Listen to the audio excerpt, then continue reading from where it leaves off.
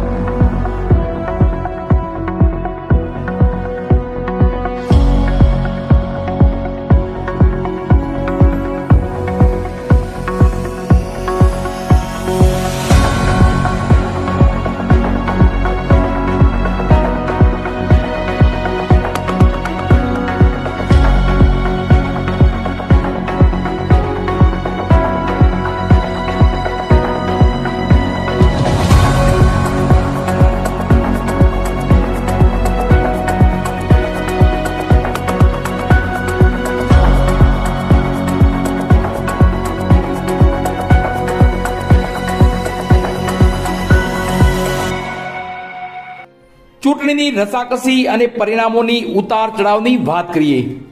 આજે નગરપાલિકા મહુવાના ચૂંટણીના પરિણામો જાહેર થયા હતા.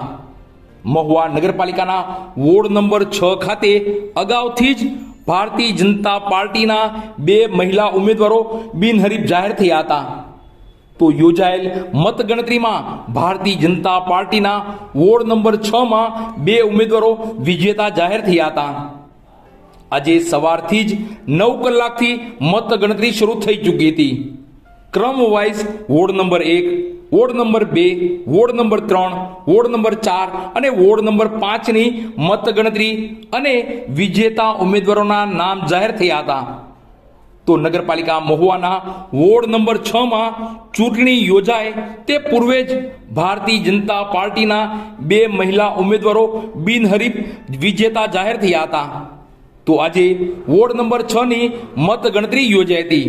તેમાં પણ ભારતીય જનતા પાર્ટીના 2 ઉમેદવારો વિજેતા જાહેર થયા હતા.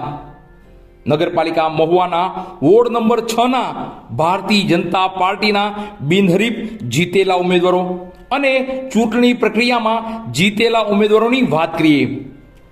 ચાંદનીબેન અશોકભાઈ મહેતા, જીતુબેન જસુભાઈ શિયાળ, આ બંને મહિલા ઉમેદવારો બિનહરીફ વિજેતા જાહેર થયા હતા.